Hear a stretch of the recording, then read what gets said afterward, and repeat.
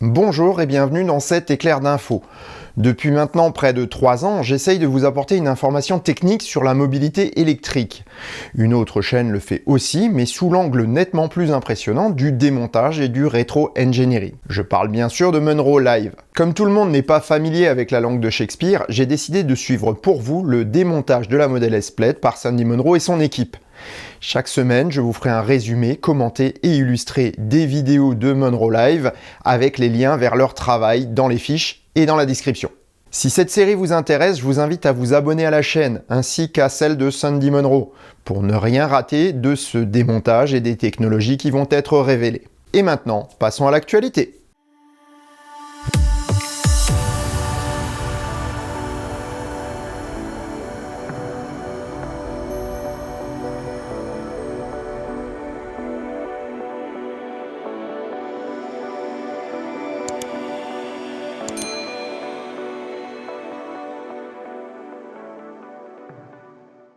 Décidément, Tesla n'a pas fini de nous surprendre. Et cette fois-ci, j'avoue avoir été déçu.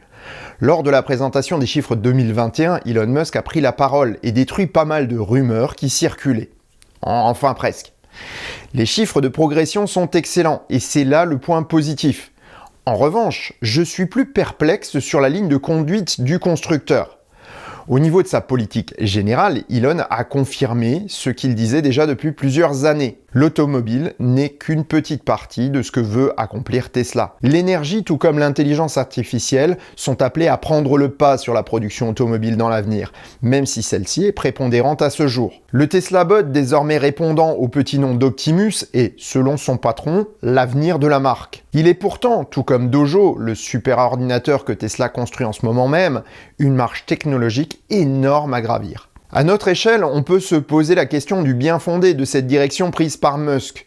Il est toutefois urgent d'attendre de voir ce que les développements de ces idées vont donner avant de se faire une idée précise du pour et du contre de cette stratégie. Niveau automobile, c'est la déception. Nous avions pris l'habitude d'avoir des miettes intéressantes lors des présentations, mais ici c'est plutôt un retour à la réalité pour les fans les plus enthousiastes. Pour le Cybertruck, les rumeurs avaient déjà fuité et il était probable que les Semi et Roadster soient retardés également. La décision de ne pas lancer de nouveaux modèles était évidente lorsque l'on prend en compte la pénurie planétaire de composants électroniques. Pourtant, on attendait tout de même quelques indiscrétions au sujet de la future compacte Tesla. C'est un démenti que nous avons eu. Officiellement, Tesla ne travaille pas sur cette auto. Mais rien ne dit qu'il n'y a aucun travail dessus. Une voiture ne se conçoit pas en quelques semaines ou quelques mois. Il faut des années pour élaborer, tester et mettre en production un nouveau véhicule. Tesla avance probablement sur le sujet, mais on ne verra rien avant l'année prochaine, je pense. Le constructeur américain devient une grosse machine qui s'alourdit et prend de l'inertie. Les échelles de volume augmentent et les nouveautés sont appelées à s'espacer dans le temps. Alors que d'autres entretiennent le flux de nouveautés par des modes à coup de nouveaux modèles lorsqu'ils changent une calandre ou la couleur de leur siège, Tesla fait évoluer ses produits en permanence et tente d'avancer aussi vite que possible. C'est un peu comme courir à la plage lorsqu'on est enfant, marcher dans l'eau lorsqu'on a pied et finalement apprendre à nager et se retrouver en pleine mer. Tesla a couru, marché et maintenant apprend à nager en essayant d'aller le plus vite et le plus loin possible. C'est plus lent et plus long. L'autre projet important sur lequel on a des nouvelles est la batterie 4680 Roadrunner. Clairement, si les cellules et les process industriels sont validés, c'est la production en série qui prend plus de temps que prévu. Ainsi, en lisant le rapport annuel, on découvre deux informations importantes au sujet de ces cellules. Premièrement, et ça nous intéresse au premier chef, le modèle Y produit dans la nouvelle usine de Berlin n'est pas équipé de ces cellules pour le moment. L'usine de production de Ketoro n'est pas assez grande pour répondre à la demande des deux nouvelles unités de production de la marque. C'est logiquement Austin qui bénéficie donc de cette technologie, tandis que Berlin devra attendre le démarrage de sa propre usine de cellules 4680. En second lieu, on découvre également une petite phrase qui est largement passée inaperçue. Le format 4680 n'est pas le format ultime pour toutes les chimies. Il n'est pas adapté à la chimie LFP selon le rapport de Tesla. Clairement, les ingénieurs ont continué à développer leur technologie et se sont rendus compte qu'à ce niveau, ils avaient fait fausse route. Tesla fait donc marche arrière sur ce point. Or, cette chimie est celle qu'a choisi le constructeur pour augmenter ses volumes et équiper toute sa gamme la plus abordable. Reste à savoir par quoi elles vont être remplacées. Certains pensent que la batterie Blade de BYD a toutes ses chances. Pourtant, il est compliqué d'y voir clair, mais en tout cas, des annonces sont à prévoir dans le domaine. Attendons-les avant de tirer des conclusions hâtives. Enfin, dernier point au sujet des batteries. Si les cellules actuelles utilisées par Tesla, 2170 et 4680, sont celles qui sont le plus adaptées à un usage automobile et sont possibles à produire en masse à des coûts raisonnables, on commence à entrevoir une technologie qui pourrait bien arriver à maturité d'ici 5 à 10 ans et devenir la norme au courant de la prochaine décennie. Mais pour en parler, je vous ferai un épisode dédié. Tesla doit se développer rapidement et donc optimiser au maximum les solutions industrialisables maintenant. Nul doute qu'ils ont une veille technologique qui leur permettra de suivre les évolutions de cette technologie et, le cas échéant, changer leur propre technologie de batterie en temps et en heure. On n'a donc pas de nouveaux modèles, mais pas mal de choses intéressantes à suivre finalement.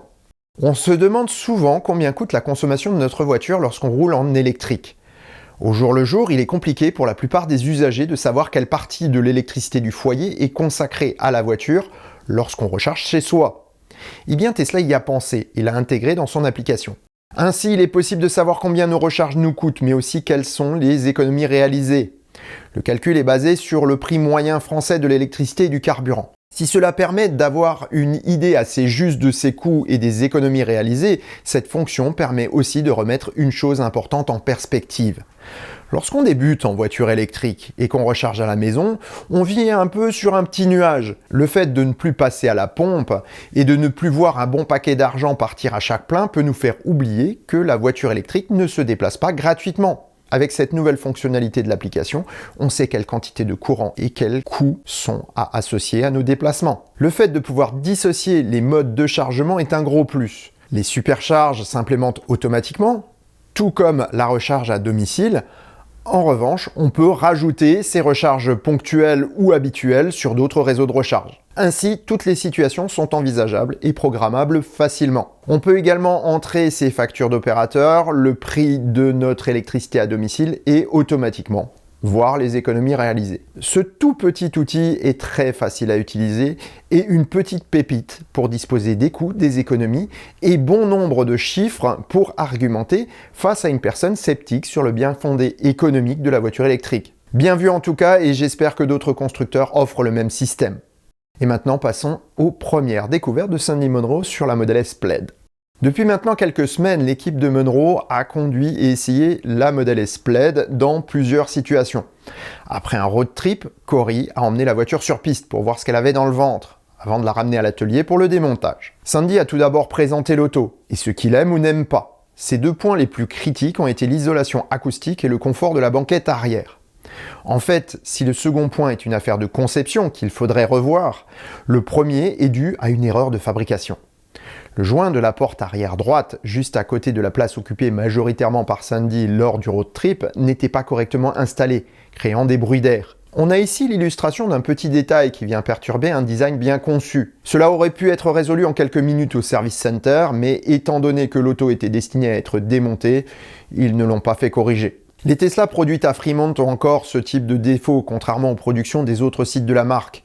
Globalement, Tesla a encore du travail à faire sur ces détails et prête le flanc aux détracteurs de la marque qui pointent dessus pour faire oublier la fiabilité générale des autos et la satisfaction des utilisateurs. Le démontage a commencé avec les garnitures sous le capot avant. Sandy Munro y découvre plusieurs bonnes surprises. Tout d'abord, la traverse entre les tourelles d'amortisseur intègre désormais un réservoir d'air pour la suspension. En second lieu, on découvre une version plus évoluée du système de climatisation, avec des éléments améliorés par rapport à ce que Sandy avait trouvé sur le modèle Y. En effet, si l'ensemble des éléments du SUV moyen sont présents, la Model S Plaid intègre un échangeur de température supplémentaire. Sandy et son équipe ne savent pas encore pourquoi il est là, mais il est probable que cela ait quelque chose à voir avec les moteurs et les performances de la Plaid. Vu la puissance, il serait logique d'avoir plus de chaleur à dissiper. À suivre en tout cas. Petite note personnelle, on voit également que le système de filtration EPA a évolué vers la nouvelle forme inaugurée sur le modèle Y. L'énorme filtre est remplacé par deux filtres plus petits, intégrant du charbon actif. Cela limite la place nécessaire et en réduit probablement les coûts. Tesla a d'ailleurs publié une vidéo de test que je vous mets dans les fiches qui est plutôt intéressante à voir. Toujours attentifs aux détails, les techniciens de Munro ont découvert une petite astuce de Tesla pour améliorer l'aspect de ces Model S. L'aluminium est un très bon matériau pour produire des autos, mais seulement en moyenne série. La présence d'une rondelle pour rehausser la fixation de l'aile gauche de la Model S de Munro illustre bien la disparité de production qu'on peut avoir avec ce type de matériau, chose qu'on n'aurait pas eu besoin de faire avec une pièce en acier.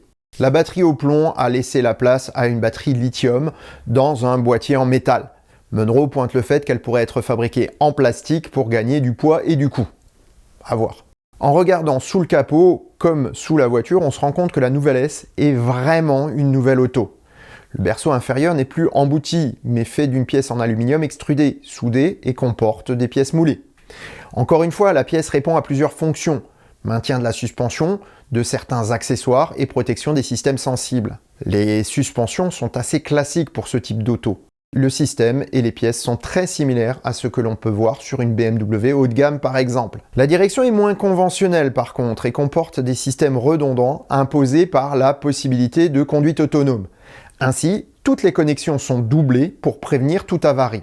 Autre particularité, tous les éléments sensibles comme la connectique à haute tension ou le coin inférieur avant de la batterie sont fortement protégés.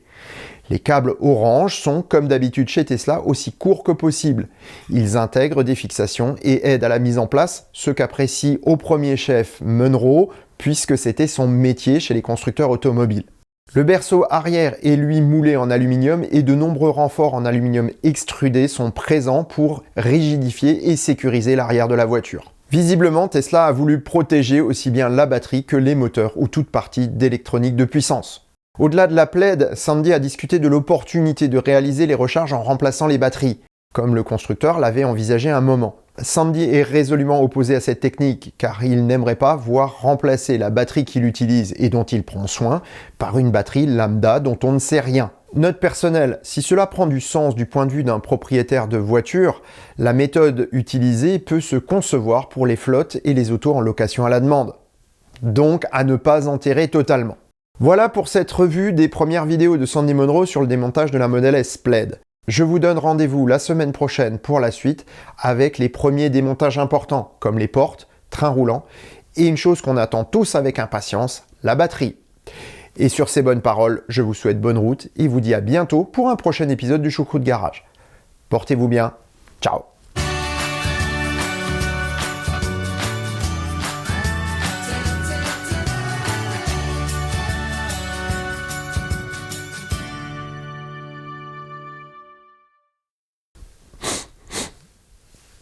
Vache.